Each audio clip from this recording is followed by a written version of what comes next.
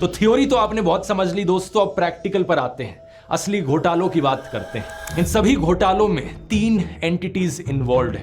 पहला, political party जो सत्ता में है, ये बीजेपी हो सकती है सेंट्रल गवर्नमेंट में या कोई भी और पार्टी जिनकी स्टेट गवर्नमेंट है।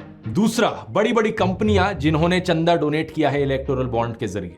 और तीसरा, आम जनता यानी पब्लिक। इन तीनों के नीचे एक बक्सा रख देते हैं। पॉलिटिकल पार्टी के नीचे जो बक्सा रखा है वो चंदे का डिब्बा है, कंपनी के नीचे जो डब्बा है वो कंपनी के पैसे का डब्बा है, और तीसरा, पब्लिक के नीचे जो डब्बा है वो सरकारी पैसे यानी जनता के पैसे का डब्बा है। अब सोचो, अगर सरकार जनता के डब्बे से पैसे निकाल कर कंपनी के डब्बे में डाल दे और रिटर्न में कंपनी अपने डब्बे से पैसे निकाल कर पार्टी के डब्बे में डाल दे इलेक्टोरल बॉन्ड्स के जरिए, क्या आप इसे एक स्कैम कहोगे या नहीं कहोगे? ऑब्वियसली एक घोटाला है। हरियाणा कैसे दोस्तों, उम्मीद करते हैं अच्छे होंगे, मस्त होंगे। आज की वीडियो भी बहुत मजेदार होने वाली है। ध्रुव की वीडियो है। यहाँ पर इलेक्टोरल बॉन्ड के बारे में यहाँ पर पूरी जानकारी दी गई है, किस तरीके से इसमें घोटाला किया गया है, और ये वीडियो भी बहुत मजेदार होने वाली है। आप लोग पूरी वीडियो को अंत तक देखना। चलिए शुरू करते हैं। अपना कमेंट भी आप हमें लास्ट में जरूर छोड़ना। आपका पैसा चोरी हो गया है, देश की सारी पब्लिक का पैसा लूट लिया गया है। आजाद भारत के इतिहास का ये शायद से सबसे बड़ा स्कैम है। आपको मेरी बात सुनकर शायद लगे कि मैं चीजों को बढ़ा चढ़ा कर कह रहा हूं या एग्जैजरेट कर रहा हूं, लेकिन ऐसा बिल्कुल भी नहीं है। बात यह है कि ये इलेक्टोरल बॉन्ड स्कैम कोई एक घोटाला नहीं है, बल्कि एक घोटालों का भंडार है। स्कैमों की एक इतनी लंबी लिस्ट है कि आप गिनते गिनते थक जाएंगे। और इतना ही नहीं, इसके साथ साथ ये देश का सबसे बड़ा एक्सटॉर्शन रैकेट भी है इसमें। आइए समझते हैं आज के इस वीडियो में एग्जैक्टली क्या हुआ है।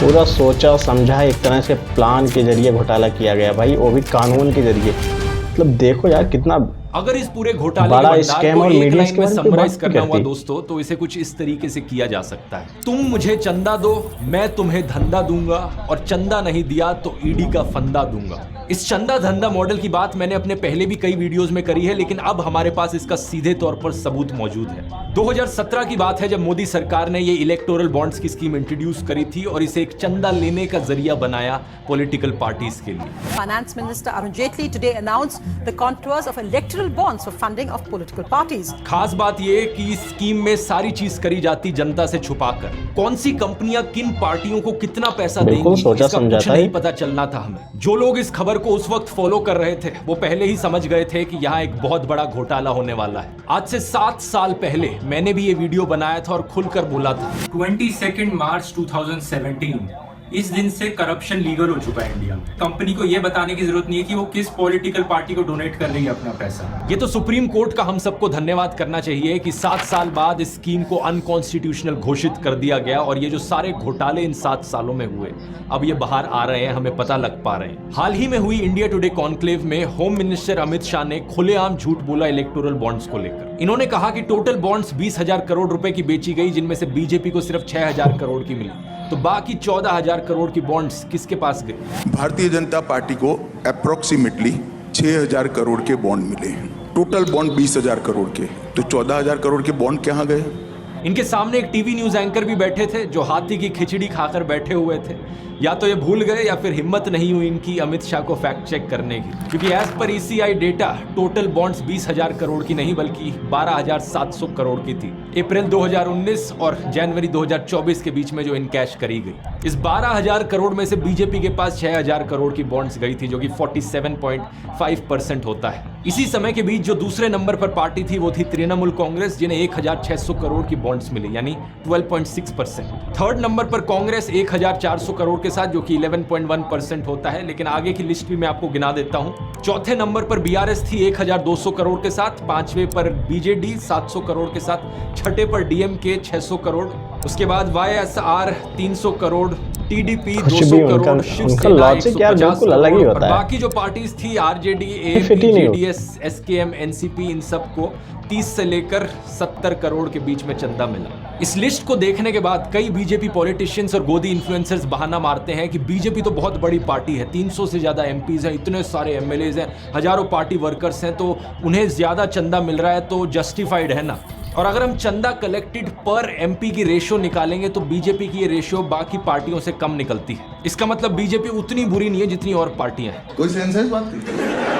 जैसा मैंने आपको पहले बताया, स्कैम यहाँ पर है, तुम मुझे चंदा दो मैं तुम्हें धंधा दूंगा, चंदा नहीं दिया तो ईडी का फंदा दूंगा। लेकिन अपने आप में सिर्फ चंदा देना या चंदा लेना ये कोई स्कैम नहीं है। डोनेट तो कोई भी कर सकता है पॉलिटिकल पार्टीज को, लेकिन अगर डोनेशन के बदले उन्हें कोई कॉन्ट्रैक्ट दिया जाता है, जनता के टैक्स का पैसा उन्हें दिया जाता है, और जो कंपनीज डोनेशन नहीं देती, जब सरकार बदलेगी तो इनका क्या होगा यार? ये है असली घोटाला। कहाँ जाएंगे ये अब लोग? कल को सोचो विजय माल्या या नीरव मोदी ये कहने लगे कि भाई हमारी तो इतनी अब ज्यादा पूरे बड़ी थे भाई, कंपनी है, पूरी इतने की ज्यादा पूरी एम्प्लॉइज है, पार्टी इसलिए इनकी हमने इतने सारे रुपए कुछ भी चलाते और हैं ये लोग। एम्प्लॉय इनकी लूट IT की से बहुत कैलकुलेशन करो मजबूत तो है, हम कसम से, इतने बड़े बहुत भी चोर ज्यादा। नहीं है। और लोगों की ऑब्जेक्शन ये नहीं है कि विजय माल्या ने इतने करोड़ों ये रुपए लोग क्यों बातों को कमाए, पैसे इस कमाना तरीके से कुछ गलत घुमाते हैं चीज ना, नहीं है। ऑब्जेक्शन मतलब आप ये है सोच कि नहीं जनता सकते। का पैसा लूट कर क्यों पैसे कमाए। इसी तरीके से दिक्कत किसी को इस बात से नहीं है कि बीजेपी ने चंदा क्यों लिया, दिक्कत इस बात से है कि चंदा लेने के लिए यहाँ एक बड़ा एक्सटॉर्शन रैकेट चलाया, डेमोक्रेसी की धज्जियां उड़ाई और जनता का पैसा लूटा। अमित शाह ने जो खुलेआम झूठ बोला था, वही झूठ बीजेपी पॉलिटिशियन आरपी सिंह ने भी दोहराया था।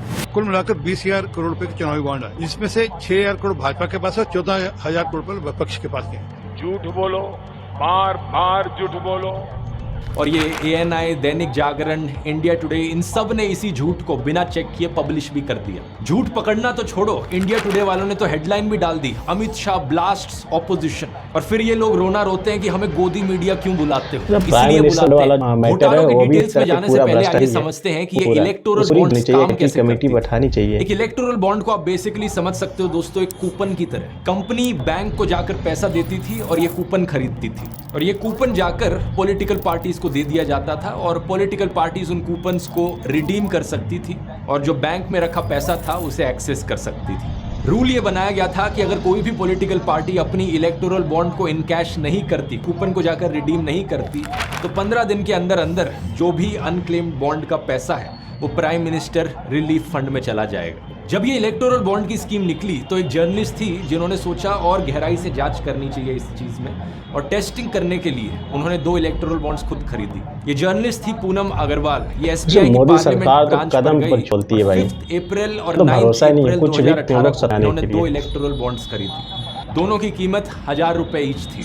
उस वक्त ये द क्विंट मीडिया ऑर्गेनाइजेशन के लिए काम कर रही थी। इन्होंने जो वीडियो अपलोड किया अपने चैनल पर, उस पर जाकर देख सकते हो कि इलेक्टोरल बॉन्ड पर खरीदने वाले का नाम नहीं लिखा था, ना ही कोई और डिटेल लिखी थी कि ये इसे किसने खरीदा है। दिखने में ये दोनों बॉन्ड जो इन्होंने खरीदी थी एग्जैक्टली सेम लग रही थी। कोई डिफरेंस नहीं है सिवाय डेट की, जो कि लाल रंग में यहाँ पर 5 अप्रैल लिखा है, यहाँ पर 9 अप्रैल लिखा हुआ है। इस 2 चीज के अलावा पूरे बॉन्ड में कहीं भी कोई डिफरेंस नहीं है। लेकिन जब इन्होंने एक बॉन्ड को फोरेंसिक टेस्टिंग के लिए भेजा तो पता चला कि हर बॉन्ड में एक secret unique alpha numeric number लिखा हुआ है। ये सीक्रेट नंबर सिर्फ अल्ट्रा वायलेट लाइट के नीचे दिखता है। ये एक बड़ी शॉकिंग चीज थी, क्योंकि इस खुलासे से मोदी सरकार का एक और झूठ पकड़ा गया। सरकार अभी तक कहती आ रही थी कि जो भी इलेक्टोरल बॉन्ड्स खरीदेगा हम उसकी आइडेंटिटी छुपा कर रखेंगे, किसी को नहीं पता चलेगा कि किसने ये बॉन्ड खरीदी है। जब ये खुलासा किया गया तो फाइनेंस मिनिस्ट्री को ओपनली मानना पड़ा कि यहाँ एक सीक्रेट यूनिक नंबर है, लेकिन फिर ये कहने लगे कि हम जानते हैं ये नंबर है, लेकिन ये एक सिक्योरिटी फीचर है। इस नंबर के जरिए किसी भी डोनेशन को ट्रैक नहीं किया जा सकता और पता नहीं लगाया जा सकता कि खरीदने वाला कौन है। उस वक्त के finance minister late Arun Jaitley ji ने तो पार्लियामेंट डिबेट में इस पॉइंट को बार बार उठाया। ऑपोजिशन पार्टीज को तसल्ली दिलाने लगे कि चिंता मत करो, किसी को नहीं पता लगेगा कि डोनर कौन है, कौन आपको पैसे डोनेट करे। उन्होंने कहा कि हमारी सरकार का इतना बड़ा दिल है कि हम ऑपोजिशन का भी ख्याल रखते हैं कानून बनाते हो। लेकिन गेस व्हाट, ये बात भी झूठी थी मोदी सरकार की। झूठ बोलो, बार बार झूठ बोलो। Retired navy officer Lokesh Batra ने एक RTI फाइल करी और उन्हें फाइनेंस मिनिस्ट्री की एक फाइल मिली। कुछ और भी रिकॉर्ड्स थे जिन्हें रिव्यू किया गया हफ पोस्ट इंडिया के द्वारा। इन सब में SBI ने एक्सप्लेन किया कि इन सीरियल नंबर्स को रिकॉर्ड किए बिना ऑडिट ट्रेल करना पॉसिबल नहीं होगा। SBI को इलेक्टोरल बॉन्ड की डिटेल्स लॉ एनफोर्समेंट एजेंसीज को देनी पड़ेगी अगर उन्होंने पूछा तो। अगर SBI के पास कभी वो डिटेल्स थी ही नहीं, अगर एक्चुअली में डोनर डिटेल्स किसी को नहीं पता चलनी थी, तो ये रूल कैसे काम करता? इसका मतलब अगर ED CBI चाहती तो उन्हें हमेशा पता लग सकता था कि कौन सी इलेक्टोरल बॉन्ड किस कंपनी ने डोनेट करी है। इसका मतलब समझ रहे हो दोस्तों, हम ऑलरेडी जानते हैं कि ED CBI जैसी एजेंसीज बिल्कुल कठपुतली बन चुकी है सरकार के हाथों में। इसका मतलब 3 चीजें बड़ी साफ हो गई। पहला, पब्लिक को तो कभी पता ही नहीं चलना था कि कौन सी पॉलिटिकल पार्टी को कितना चंदा दिया जाता है, कौन सी कंपनी चंदा देती है, कितने अमाउंट का देती है। पब्लिक से सब इंफॉर्मेशन छुपाई गई। दूसरा, ऑपोजिशन पॉलिटिकल पार्टीज को भी नहीं पता चलना था कि बीजेपी को कौन सी कंपनी चंदा देती है और कितना चंदा देती है, उन्हें बस अपने चंदे के बारे में पता लगता। और तीसरा, लेकिन बीजेपी सरकार को सब कुछ पता लगता, कौन चंदा दे रहा है, कितना चंदा दे रहा है, किस पॉलिटिकल पार्टीज को चंदा दिया जा रहा है, सारी कंपनीज की जानकारी सरकार के पास हमेशा रहती। मोदी सरकार के लिए ये एक सीक्रेट हथियार बन गया ऑपोजिशन के खिलाफ, और ज्यादातर ऑपोजिशन पार्टीज को इसके बारे में कुछ नहीं पता था अंटिल रिसेंटली। 15 फरवरी को जब सुप्रीम कोर्ट ने इस पूरी स्कीम को अनकॉन्स्टिट्यूशनल घोषित किया तो उसके पीछे एक पेटिशन रिस्पॉन्सिबल थी, एक पेटिशन जिसे फाइल किया था सीपीआईएम पॉलिटिकल पार्टी ने और कॉमन कॉज और एसोसिएशन बड़ी मुश्किल से तो एसबीआई ने सारे डिटेल्स दिए हैं। एडवोकेट प्रशांत भूषण इनके बिहाफ पर आर्ग्यू कर रहे थे इस स्कीम के खिलाफ। तो ये कुछ और ऑर्गेनाइजेशंस और लोग जिनका हमें धन्यवाद करना चाहिए, जिसकी वजह से ये घोटाला सामने आ पाया। सुप्रीम कोर्ट ने बहुत सारी चीजें कही स्कीम को लेकर, लेकिन दो चीजें बड़ी खास थी। पहला तो ये कि जनता को हक है ये पता करने का कि पॉलिटिकल पार्टीज को कितना चंदा दिया जाता है और कौन कौन वो चंदा देता है। ये इलेक्टोरल बॉन्ड की स्कीम जनता के राइट टू इन्फॉर्मेशन के अधिकार के खिलाफ थी। और दूसरा, सुप्रीम कोर्ट ने अपना कंसर्न जताया इस चंदा धंधा मॉडल को लेकर। कोर्ट ने कहा कि ये कॉन्ट्रीब्यूशंस करी जा सकती हैं प्योरली एज बिजनेस ट्रांजैक्शंस। कंपनियां चंदा डोनेट कर रही हैं कुछ रिटर्न में बेनिफिट पाने के लिए। इसी सब के बेसिस पर कोर्ट ने एसबीआई को डेटा रिलीज करने को कहा। मुझको अपने बैंक की किताब दीजिए, देश की तबाही का हिसाब दीजिए। और शुरुआत में एसबीआई ने बहुत बहाने मारे कि नहीं, हमें तो 3 महीने का समय लगेगा, हम इलेक्शन के बाद ही ये कर सकते हैं। लेकिन कोर्ट ने जब दोबारा से ऑर्डर दिया तो डेटा 2 दिन के अंदर रिलीज हो गया और इलेक्शन कमीशन की वेबसाइट पर इस डेटा को पब्लिश किया गया। ये डेटा जो इलेक्शन कमीशन की वेबसाइट पर पब्लिश हुआ, ये 2 अलग अलग लिस्ट में बटा हुआ है। पहली लिस्ट बताती है कि किन किन कंपनीज ने और किन किन लोगों ने इलेक्टोरल बॉन्ड्स खरीदी थी, कितने रुपयों की। और दूसरी लिस्ट बताती है कि किन किन पॉलिटिकल पार्टीज ने कितने अमाउंट की इलेक्टोरल बॉन्ड्स को इनकैश किया था। लेकिन एसबीआई ने बड़ी चालाकी से जो सीक्रेट नंबर्स थे वो नहीं रिवील की। इनके बिना दोनों लिस्ट को एग्जैक्टली एक दूसरे से कनेक्ट करना पॉसिबल नहीं था। फिर से जनता से चीजें छुपाने की कोशिश करी गई। एक बार फिर से सुप्रीम कोर्ट ने एसबीआई को डांट लगाई कि इस तरीके से सेलेक्टिव होकर डेटा नहीं पब्लिश कर सकते।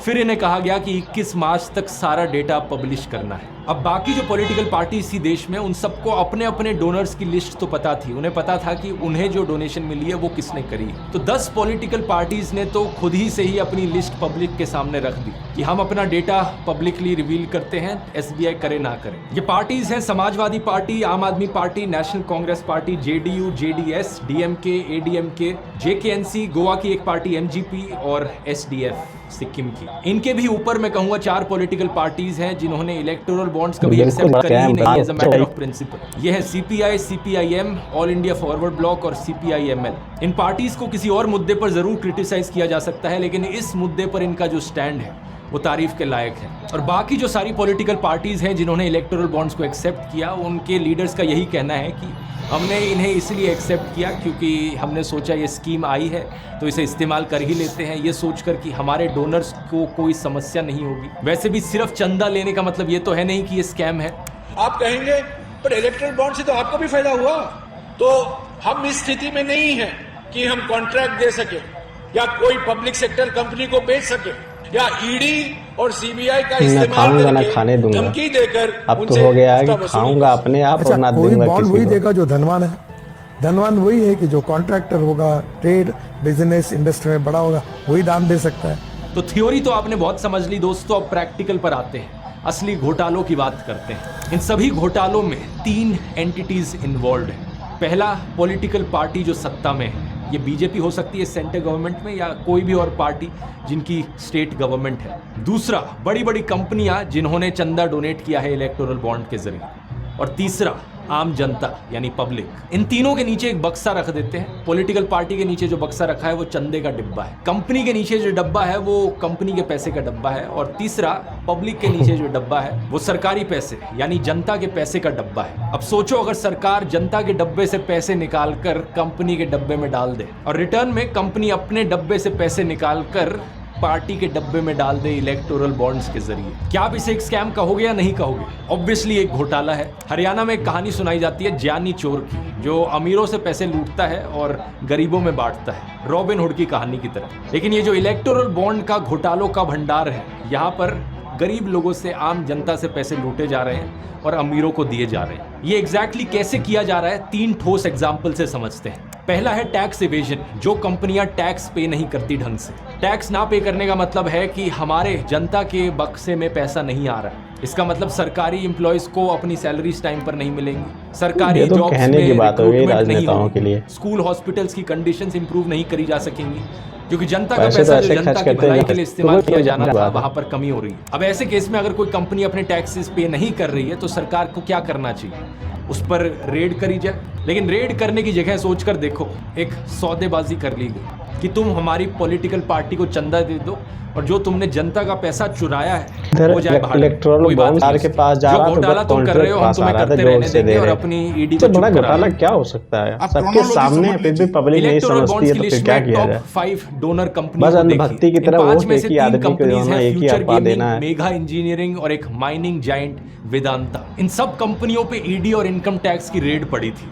इनफैक्ट द क्विंट ने टॉप 30 डोनर्स को एनालाइज किया और पता चला कि टॉप 30 में से 14 कंपनियों पर रेड पड़ी थी एजेंसीज की। अब एक तो ये चीज हो सकती है कि कंपनी ने कुछ गलत नहीं किया था, कंपनी ईमानदार थी, लेकिन ऐसे केस में सरकार ने कहा कि तुम ईमानदार हो तो क्या हुआ, हमें तो तुम्हारा पैसा चाहिए, इसलिए चुपचाप हफ्ता निकालो। बेसिकली सरकार ने यहाँ पर एक्सटॉर्शन करी। यही कारण कि कांग्रेस पॉलिटिशियन राहुल गांधी ने प्रधानमंत्री मोदी को वसूली भाई बुलाया। लेकिन दूसरा केस हो सकता है कि कंपनी ने एक्चुअली में यहाँ पर मनी लॉन्ड्रिंग करी हो, घोटाला किया हो, लेकिन सरकार ने कहा कि मनी लॉन्ड्रिंग कर रहे हो, टैक्स की चोरी कर रहे हो, यानी जनता के पैसे को चुरा रहे हो, कोई बात नहीं, चुरा लो, बस हमारी पार्टी को चंदा दे दो।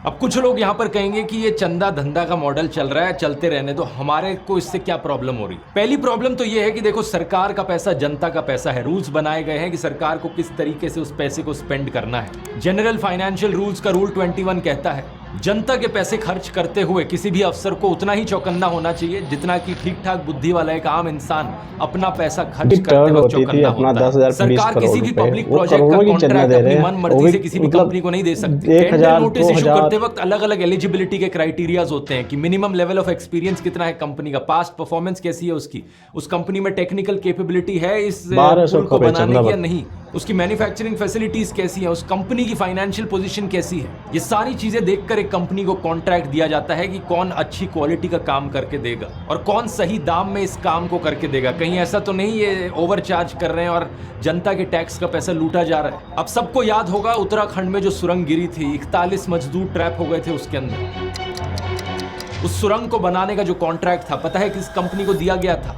नवयुग इंजीनियरिंग नाम की कंपनी को। और इस कंपनी ने 2019 और 2022 के बीच में 55 करोड़ की इलेक्टोरल बॉन्ड्स खरीदी थी। एक और किस्सा सुनाता हूं। दिसंबर 2021 में अहमदाबाद में एक अंडर कंस्ट्रक्शन फ्लाईओवर नीचे गिर गया था। इस फ्लाईओवर को बनाया जा रहा था रंजीत बिल्डकॉन नाम की कंपनी के द्वारा। ये तीसरा इंसिडेंट था सेम कंपनी को इन्वॉल्व करते हुए। इंक्वायरी हुई तो पता चला इस कंपनी ने भ्रष्टाचारी बीजेपी में शामिल, लेकिन ऊपर पे भ्रष्टाचारी नहीं। लेकिन पता है इसी इसके पहले बीजेपी बोलती थी कि ये सारे भ्रष्टाचारी हैं, कांग्रेस और जो भी पार्टी के होते थे उनके लिए, उनके में शामिल होने के बाद वो सब धुल जाते हैं। मेट्रो रेल प्रोजेक्ट भी इसे दिया गया। ये हुआ धंधा और चंदा कहाँ है यहाँ पर?